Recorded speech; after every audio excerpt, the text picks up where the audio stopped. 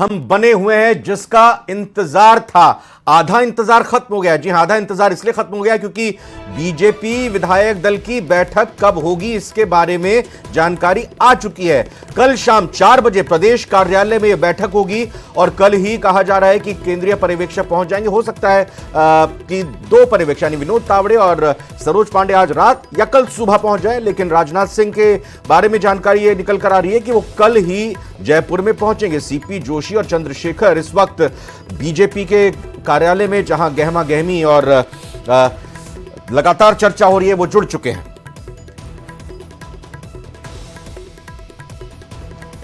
तो जो हलचलें चल रही हैं इसको लेकर सीधा हम रुख करेंगे। लखवीर सिंह शेखावत भी दिल्ली से हमारे संवाददाता सहयोगी जुड़ गए हैं। सौरभ गृहस्थी हमारे साथ बीजेपी ऑफिस जयपुर से बने हुए हैं। मेरी सहयोगी आयुषी न्यूज रूम से जुड़ी हुई है और हमारे एडिटर इस वक्त अमित भट्ट भी जयपुर न्यूज रूम से जुड़ चुके हैं। निरंजन पोद्दार भी हैं। लखवीर, पहली खबर जानकारी आपसे लेना चाहेंगे, केंद्रीय पर्यवेक्षकों के बारे में क्या कुछ निकल कर आ रही है? आज रात को चले जाएंगे, मतलब आज रात को रवाना होंगे जयपुर के लिए या फिर कल ही जाएंगे?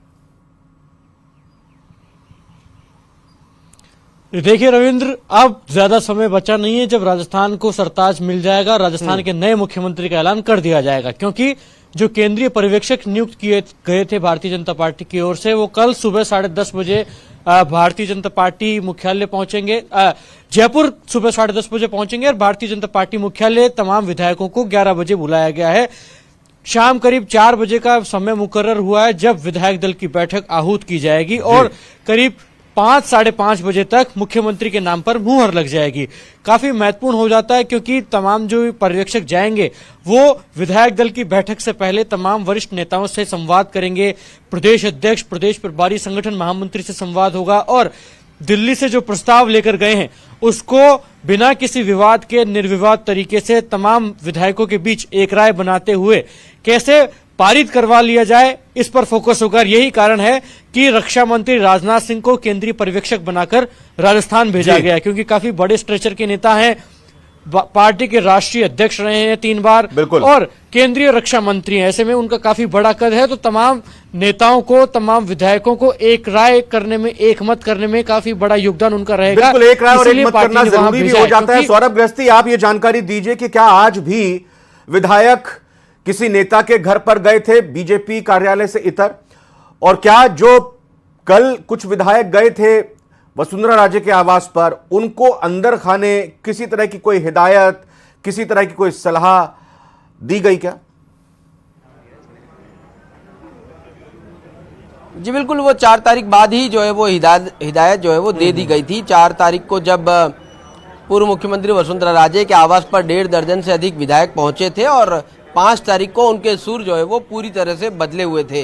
ये संगठन की ओर से साफ संदेश दे दिया गया कि किसी भी प्रकार की लॉबिंग जो है वो बर्दाश्त नहीं होगी। जो काम करना है वो संगठन को करना है और संगठन उचित फैसला लेगा, वही निर्णय लेगा जो राजस्थान के हित में जरूरी है। यानी जो भी विधायक इधर उधर घूम रहे थे या घूमने की कोशिश कर रहे थे, उनको साफ संदेश दे दिया गया था कि लॉबिंग बर्दाश्त नहीं होगी। अगर कोई बाड़ेबंदी और इसमें विश्वास रखता है तो वो जो है वो मंजूर संगठन को नहीं होगा। और यही कारण है कि जो लोग इधर उधर भटक रहे थे वो प्रदेश कार्यालय पहुंचे और उनका सुर जो है वो पूरी तरह से बदल गए थे और उनका जो बयान कुछ दे रहे थे, पूर्व मुख्यमंत्री वसुंधरा राजे को लेकर बयान दे रहे थे, उनके बयान भी प्रदेश कार्यालय पहुंचते पहुंचते पूरी तरह से बदल गए और वो ये कहते हुए साफ तौर पर नजर आए कि जो भी संगठन फैसला लेगा वो मंजूर होगा। यानी अब संगठन ने फैसला जो है वो ले लिया है, बस नाम के ऐलान की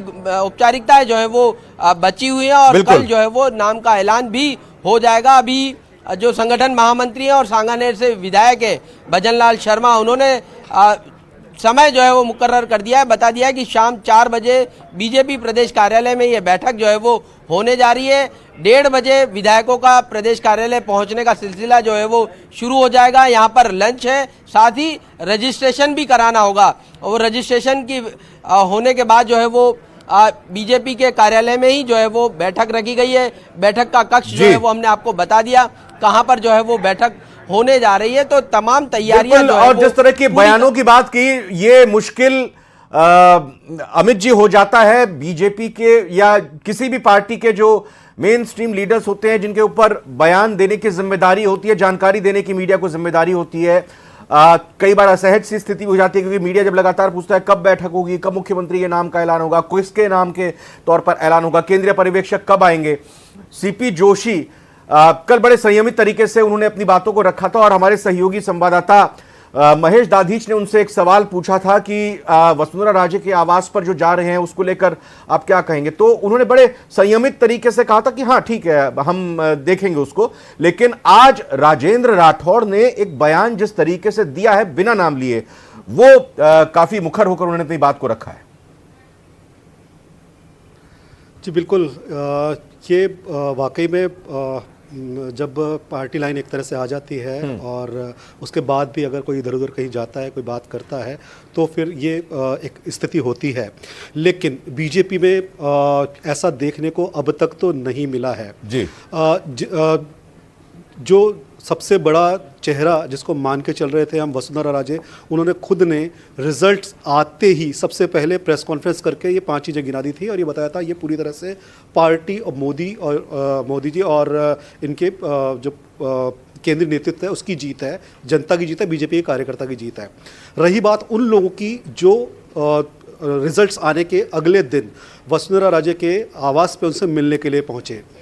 देखिए, उन लोगों ने भी ऐसा इतना कन्विंसिंग वे में किसी ने ये नहीं कहा था कि हम इसी बात पर यहाँ पर अड़ेंगे या अटकेंगे कि इन्हीं को जो है विधायक दल का नेता बनाया जाए। प्रहलाद गुंजल का लेकिन बयान जब सोचना होगा, हालांकि वो विधायक नहीं है, वो विधायक नहीं है, वो विधायक नहीं है, तो वो अपनी बात कहने के लिए वो कह सकते हैं ऐसा, क्योंकि उनके पास में खोने के लिए कुछ भी नहीं है और वो पार्टी अनुशासन से बंधना चाहते हैं नहीं बंधना चाहते, ये उनके ऊपर है।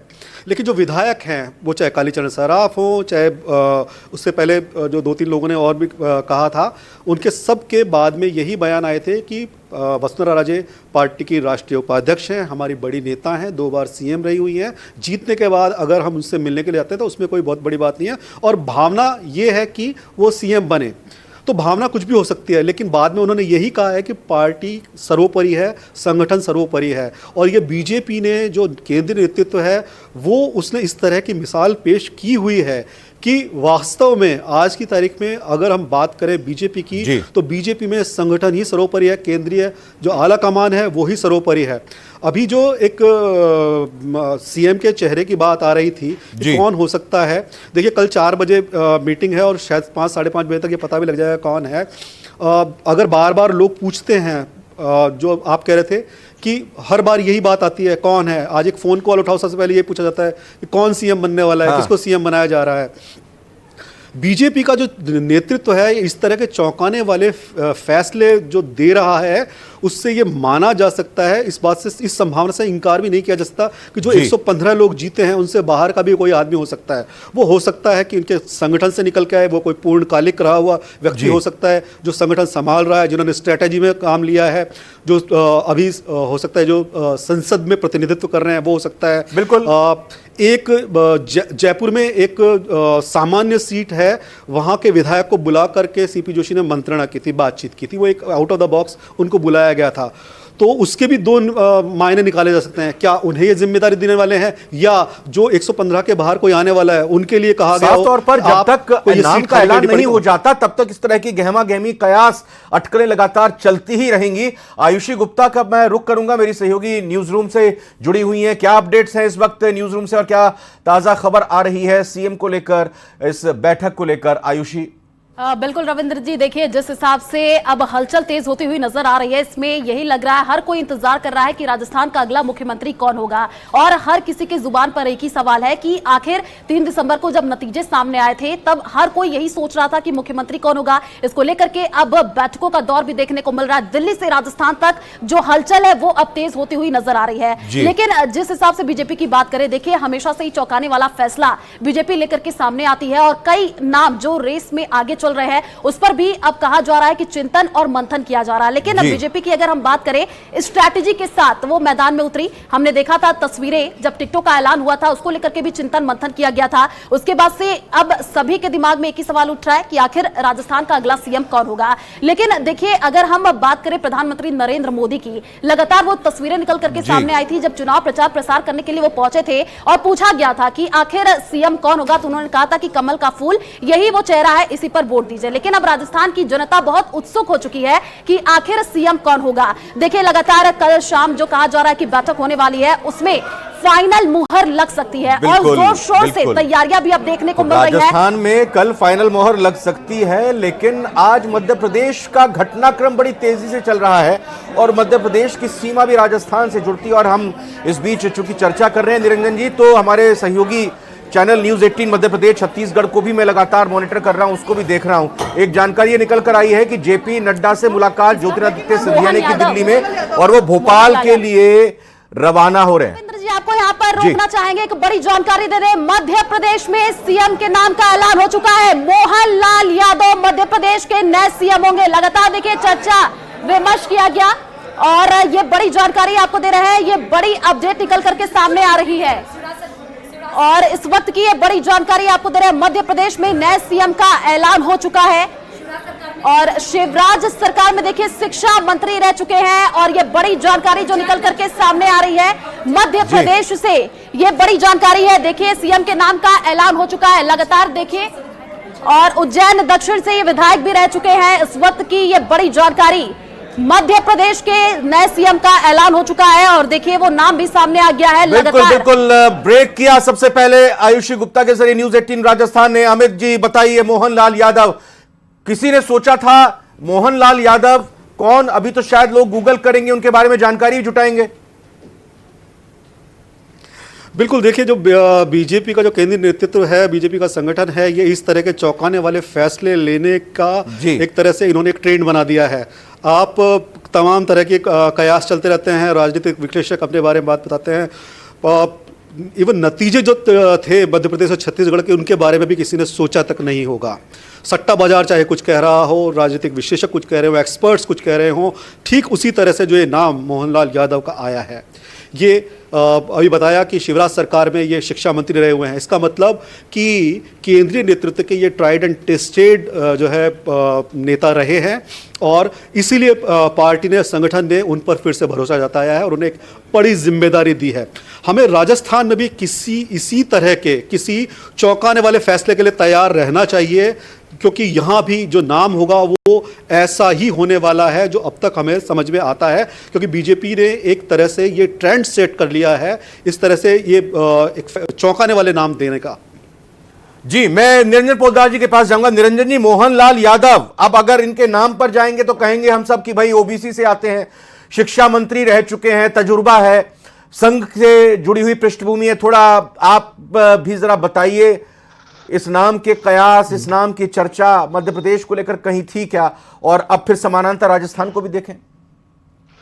देखिए रविंद्र जी, निश्चित रूप से मैंने आपको पहले भी कहा था कि भारतीय जनता पार्टी जब भी कोई फैसला करती है तो बिल्कुल अप्रत्याशित फैसला करती है, और इसके अंदर मैं शुरू से आपको महाराष्ट्र के जो सत्ता परिवर्तन का नाम और ये जो हरियाणा के अंदर जिस तरीके से मोहनलाल खट्टर जी का नाम लेकर के आए थे, इन्हीं चीजों का मैं उदाहरण देता हूं। और आज ये प्रत्यक्ष साबित हो गया है महाराष्ट्र के, मध्य प्रदेश के अंदर जब इन्होंने मोहनलाल यादव जी का नाम लेकर के आए हैं, कहीं किसी मीडिया में एक बार भी कहीं कोई नाम मैंने इनका देखा नहीं, सुना नहीं, कहीं किसी रेस में नहीं देखा। और आप ये मान के चलिए कि बीजेपी ने एक चीज और प्रमाणित कर दी है, और वो चीज ये है कि जिनका नाम मीडिया में सर्वोपरि चलता है उनका नाम ये मान के चलिए अंतिम निर्णय में उनका नाम कटता है। तो कहीं ना कहीं राजस्थान के अंदर भी, लेकिन एक चीज की उम्मीद निश्चित रूप से रविंद्र जी अब मेरे हिसाब से कंफर्म हो गई है कि अब राजस्थान के अंदर जो मुख्यमंत्री आने वाला है वो किसी सामान्य वर्ग से आएगा। वो इसलिए कह रहा हूं कि जिस तरीके से तीनों राज्यों के अंदर भारतीय जनता पार्टी अपना एक सामंजस्य बना रही है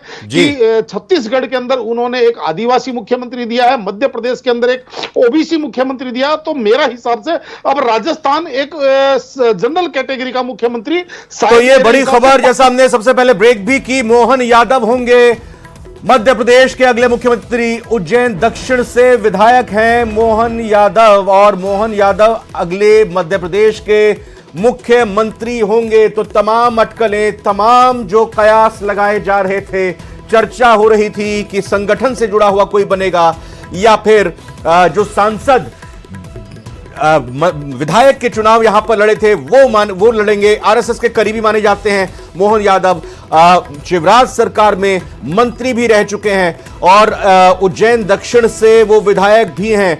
एक बार पहले जल्दी से मैं दिल्ली में लखवीर सिंह शेखावत का रुख करूंगा और फिर उसके बाद सौरभ गृहस्थी से जानने की कोशिश करूंगा। आपके पास इस संबंध में क्या कुछ अपडेट है लखवीर, जरा बताइए।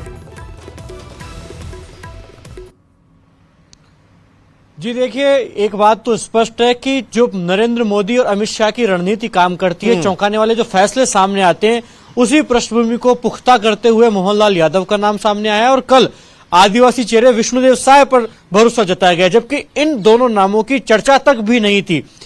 मध्य प्रदेश की राजनीति को समझने वाले लोगों ने भी यह सोचा नहीं था कि मोहनलाल यादव मध्य प्रदेश के अगले मुख्यमंत्री होंगे, जबकि वरिष्ठ नेताएं संघ पृष्ठभूमि के माने जाते हैं, कैबिनेट मंत्री रहे शिवराज सिंह की सरकार में, उज्जैन दक्षिण से विधायक हैं, लेकिन मुख्यमंत्री बन जाएंगे क्या, ऐसा सोचा नहीं था।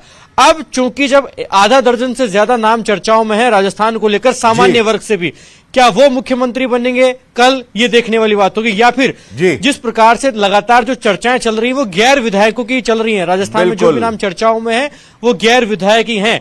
ऐसे में देखने वाली बात ये होगी कि विधायक दल में ऐसा कौन सा चेहरा छिपा हुआ बैठा है जिसके नाम का ऐलान हो सकता है, या फिर कोई गैर विधायक ही होगा जिसका ऐलान कल पार्टी करेगी।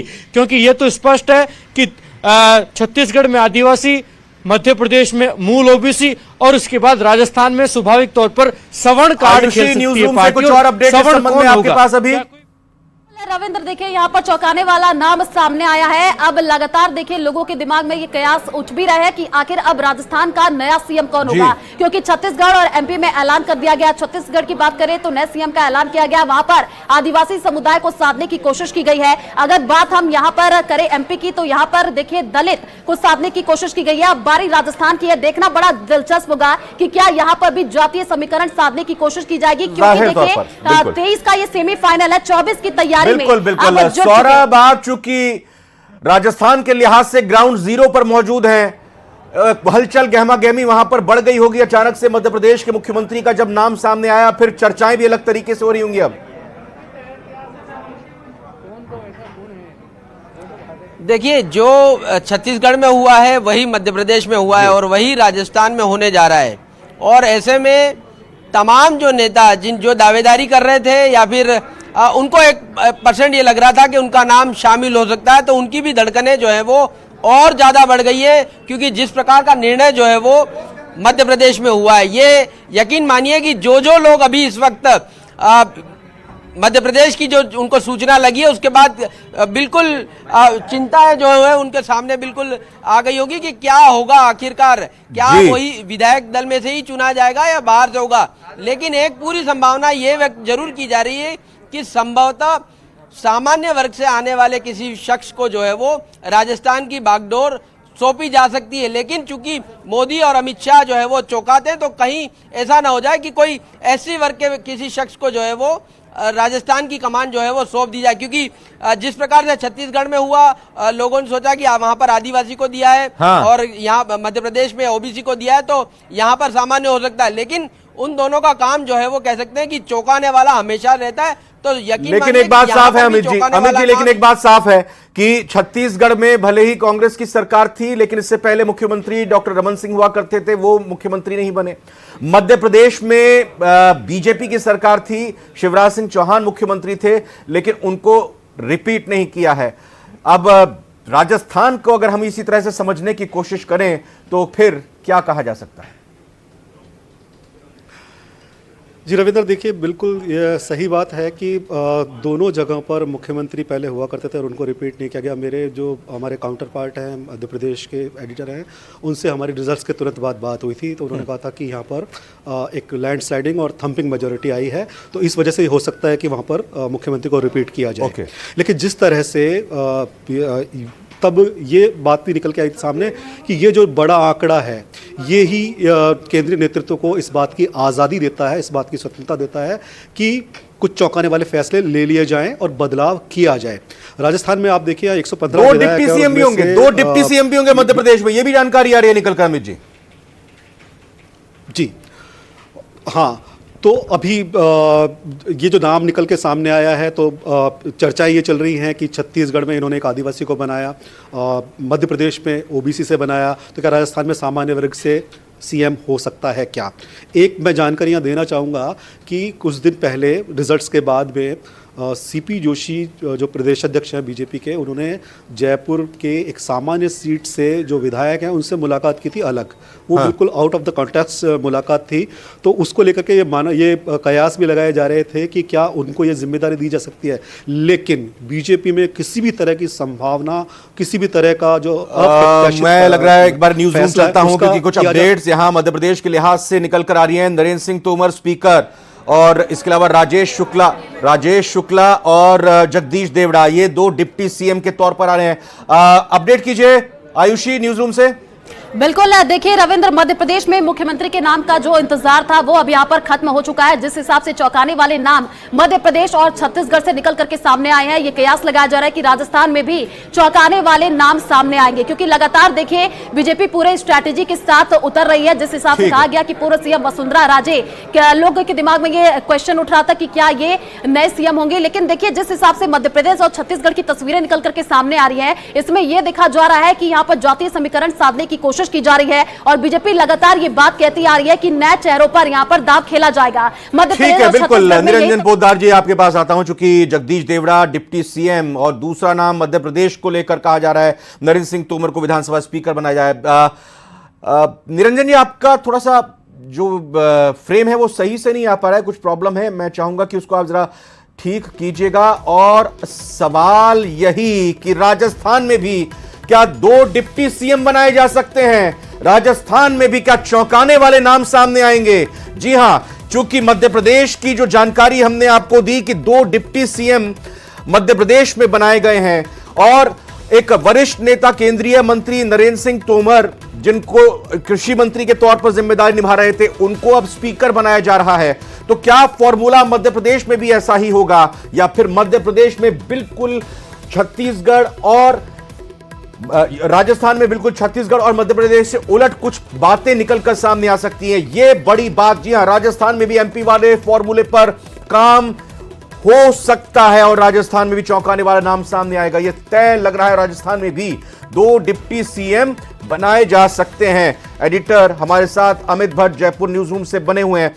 अमित जी, आप जयपुर के एक विधायक की बीजेपी की सीपी जोशी से मुलाकात की चर्चा कर रहे थे। उस बीच में बड़ी खबर मैंने यहां पर दर्शकों को बताई, वो बात अधूरी रह गई थी और अब जो जानकारी हम दे रहे हैं कि एमपी वाला फॉर्मूला 2 डिप्टी सीएम और वरिष्ठ किसी बीजेपी के नेता को स्पीकर की जिम्मेदारी, ऐसा हो सकता है? बिल्कुल, ये चर्चाएं शुरू से ही चलती आ रही हैं। यहाँ पर रिजल्ट्स के बाद से ही ये चर्चा चलती आ रही है कि यहाँ पर एक सीएम के साथ में 2 डिप्टी सीएम हो सकते हैं। देखिए, दोनों जगह पर हम अगर डिप्टी सीएम की बात करें मध्य प्रदेश और छत्तीसगढ़ में, तो वहाँ पर भी एक जो सवर्ण हैं, सामान्य हैं, उनको बनाया है डिप्टी सीएम, और यहाँ मध्य प्रदेश में भी जो एक सामान्य वर्ग से आते हैं उनको बनाया गया है। राजस्थान में अगर जाति समीकरण की बात करें तो यहाँ पर ये बिल्कुल एक सर्वमान्य सत्य है कि यहाँ जातिगत समीकरण साधना एक बहुत बड़ी चुनौती होती है, क्योंकि यहाँ जातियों का प्रभाव बहुत ज़्यादा है। यहाँ आप पार्टी और विकास किसी भी तरह की बात कर लें, आखिर में जो यहाँ जीतती है वो जाति है और पार्टियां भी इसी तरीके से चुनाव लड़ती हैं जातीय समीकरण को सामने रखते हुए। तो निश्चित बात है, ये मान के चलना चाहिए कि जब ये नाम होंगे यहाँ पर, वो चाहे सीएम के हों चाहे 2 डिप्टी सीएम वाले, हो सकता है ये फार्मूला भी हो, तो उसमें जातीय समीकरणों का पूरा ध्यान रखा जाएगा। बिल्कुल, एंटी क्लाइमेक्स के लिए तैयार रहें। तो क्या सौरभ, कल बिल्कुल तैयार रही है और ये माना जा रहा है कि जो भी होगा, पहली संभावना जो है वो सांसद की नज़र आ रही है कि किसी सांसद को जो है वो बीजेपी जो है वो कमान सौंप सकती है और ऐसे सांसद को जिसके बारे में लगातार संभवतः ये कहा गया अब चुनाव के दौरान इसे जानता कौन है, इनके नाम को लेकर भी कई तरह की अब ये भी तो चर्चाएं बता जो है वो दीजिए, सौरभ करती कयासों के रही। तो जरिए वो ये सांसद एक विधायक का संभावना चुनाव है लड़े कि थे क्या इस उनका बार?